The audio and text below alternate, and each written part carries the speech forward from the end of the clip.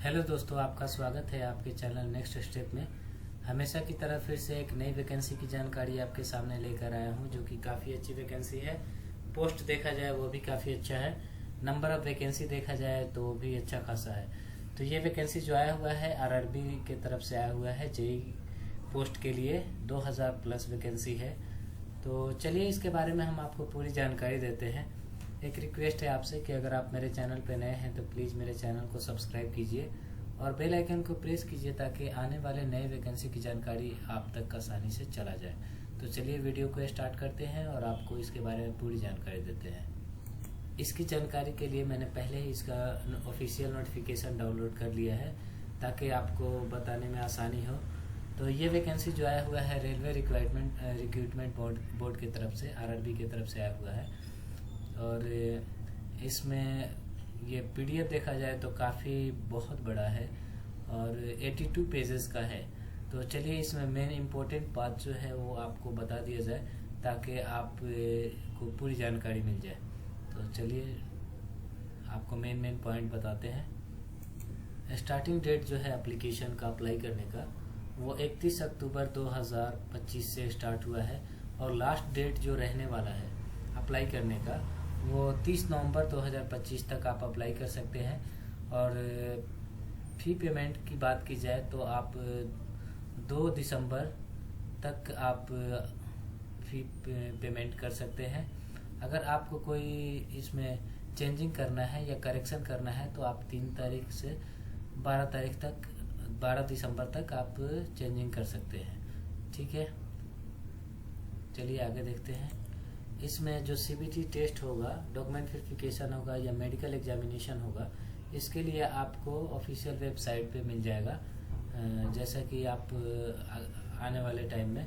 ठीक है, junior engineer 6 पे रहने वाला है आपका 35,400 आपका सैलरी इनिशियल रहने वाला है, उसके बाद आपको बढ़ेगा। ठीक है, एज क्राइटेरिया देखा जाए तो 18 से 33 साल। टोटल नंबर ऑफ वैकेंसी देखा जाए तो 2569 टोटल नंबर ऑफ वैकेंसी है। ठीक है, और इसमें जो सीबीटी टेस्ट होने वाला है उसके लिए जितने भी क्वेश्चन रहेंगे, एक क्वेश्चन का 1 मार्क्स मिलने वाला है। और नेगेटिव मार्क की बात की जाए तो इसमें आपको 1/3 के हिसाब से नेगेटिव मार्किंग दिया जाएगा अगर आप कोई गलत आंसर देते हैं तो। ठीक है, और नेशनलिटी आपका इंडियन होना चाहिए, या फिर अगर आप नेपाल से हैं या भूटान से हैं या तिब्बत से हैं और आपका यहाँ पे इंडिया में रहने का जो है 1962 से अगर आप रह रहे हैं परमानेंट तो आप अप्लाई कर सकते हैं। एज लिमिट की बात की जाए तो आपका एज लिमिट जो काउंट होगा 1/1/2026 यानी 1 जनवरी 2026 से काउंट होगा, जो कि 18 से 33 साल होना चाहिए। ठीक है, और एज रिलैक्सेशन की बात की जाए तो अनरिजर्व के लिए जो EWS में आते हैं वो 2/1/1993 से हैं, वो भी अप्लाई कर सकते हैं। और OBC नॉन क्रीमी लेयर जो 2 जनवरी 1990 में जिनका उनसे बाद में ये हुआ पैदाइश हुआ है वो अप्लाई कर सकते हैं। SC ST 1988 से बाद में जो जिनका जन्म तिथि है वो अप्लाई कर सकते हैं। ठीक है, SC ST के लिए 5 साल का एज रिलैक्सेशन है, OBC के लिए 3 साल का एज रिलैक्सेशन है। ठीक है, और EWS के लिए 3 साल का है। एक सर्विसमैन OBC है तो 6 साल, एक सर्विसमैन अगर जो SC ST हैं तो उन लोगों के लिए 8 साल का है। PWBD के लिए अनरिजर्व के लिए 10 साल, OBC के लिए 13 साल और SC ST के लिए 15 साल तक का एज रिलैक्सेशन है। ठीक, एग्जामिनेशन फ़ी की बात की जाए तो 500 एग्जामिनेशन फ़ी है। SC ST के लिए जो देखा जाए तो उन लोगों के लिए 250 एग्जामिनेशन फ़ी है, उन लोगों को 250 ही पे करने का है, 250। एग्जामिनेशन की बात की जाए जो CBT 1 होगा 30 क्वेश्चन होंगे मैथमेटिक्स से, और उसके लिए 30 क्वेश्चन होगा मैथमेटिक्स से, उसके लिए आपको 30 नंबर दिए जाएंगे। जनरल इंटेलिजेंस और रीजनिंग से 25 नंबर का मार्क्स होगा, उसके लिए 25 क्वेश्चन होंगे। जनरल अवेयरनेस से 15 क्वेश्चन होंगे 15 मार्क्स के, और जनरल साइंस से 30 क्वेश्चन होंगे 30 मार्क्स के। टोटल 100 क्वेश्चन होंगे, उसको आपको सॉल्व करना है 90 मिनट में, आपको टाइम दिया जाएगा। ठीक है। निगेटिव मार्किंग के तौर पे देखा जाए तो एक निगेटिव मार्किंग का आपको 1/3 के हिसाब से कट होगा। ठीक है। मिनिमम परसेंटेज ऑफ मार्क्स जो लाना होगा 40% अनरिजर्व को लाना होगा, EWS 40%, OBC जो नॉन क्रीमी लेयर्स में आते हैं 30% होना चाहिए, SC 30%, ST 25% आना चाहिए आपको। सेकेंड स्टेज जो होगा CBT का, तो उसके लिए जो कैंडिडेट को बुलाया जाएगा वो 15 टाइम्स होगा, जितना वैकेंसी है उसका 15 टाइम्स 15 गुना लोग कैंडिडेट को सेलेक्ट किया जाएगा CBT 2 के लिए, जो कि 120 मिनट का एग्ज़ाम होगा। और नंबर ऑफ क्वेश्चन जो रहेंगे 150 रहेंगे। डिस्क्रिप्टिव नहीं, CBT ही रहने वाला है। ठीक है। जनरल अवेयरनेस से आएगा, फिजिक्स केमिस्ट्री 10th लेवल का रहेगा। ये बेसिक आप देख सकते हैं, इसको वीडियो काफ़ी लंबा हो जाएगा, इसके लिए मैं ज़्यादा नहीं डिटेल में जा रहा। फिर भी जनरल अवेयरनेस से इसमें भी 15 मार्क्स का रहेगा, 15 क्वेश्चन। फिजिक्स केमिस्ट्री से आपको आएगा 15 क्वेश्चन 15 मार्क्स का। बेसिक कंप्यूटर से 10 क्वेश्चन रहेंगे 10 मार्क्स का। बेसिक इन्वायरमेंट पोल्यूशन कंट्रोल से 10 क्वेश्चन रहेंगे 10 मार्क्स का। टेक्निकल एबिलिटी देखा जाए तो 100 का रहेगा, 100 क्वेश्चन रहेंगे 100 मार्क का। टोटल नंबर ऑफ क्वेश्चन रहेंगे 150 मार्क्स का। और टाइम जो आपको दिया जाएगा 120 मिनट दिया जाएगा, 2 घंटे, इसमें आपको सॉल्व करना रहेगा। ठीक है। आपके पास क्वालिफिकेशन क्या क्या होना चाहिए? 3 साल का डिप्लोमा इन इंजीनियरिंग या फिर बैचलर डिग्री होना चाहिए, बीटेक होना चाहिए या BE होना चाहिए। ठीक है। मैकेनिकल इंजीनियरिंग या फिर प्रोडक्शन इंजीनियरिंग, ऑटोमोबाइल इंजीनियरिंग, अगर आपके पास ये सब का डिग्री है ये इंजीनियरिंग में तो आप अप्लाई कर सकते हैं। Manufacturing engineering,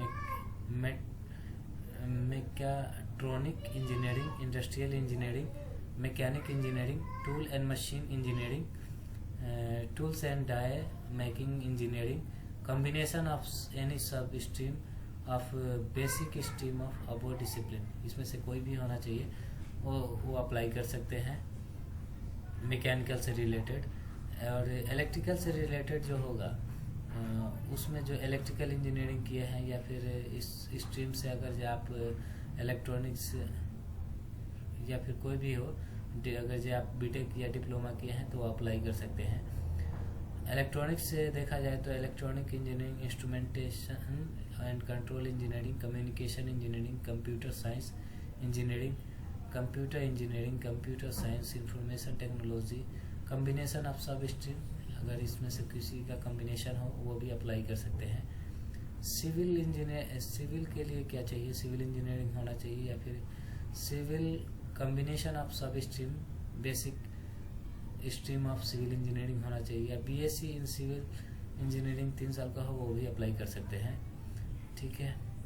BSc chemistry and physics, इसके लिए CMA ग्रुप में आपको अप्लाई करना होगा। अगर आप CBT फर्स्ट क्वालिफाई करते हैं उसके बाद में आपको CBT 2 के लिए अप्लाई करना होगा, और उसके बाद में जो एग्ज़ाम होगा उसके बाद में डॉक्यूमेंट वेरिफिकेशन होगा आपका। ठीक है।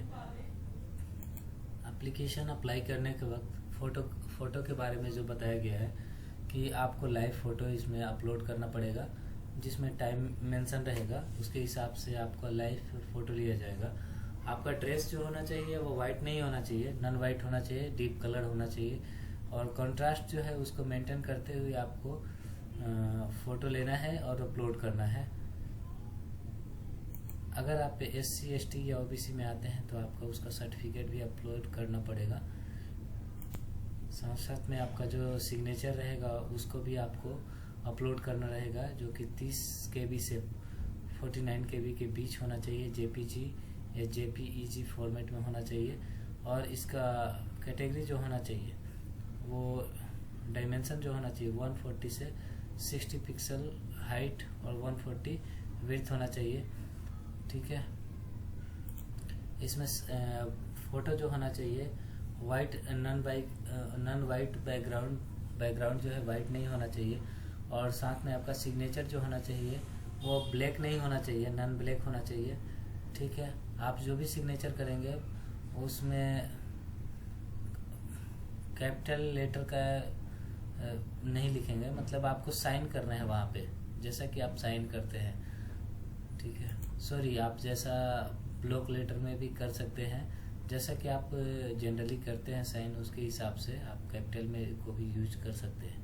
ठीक, अप्लाई करने के लिए आपको रेलवे के दिए गए वेबसाइट पे आपको जाके अप्लाई करना होगा, जो कि रेगुलर अपडेट रहते हैं।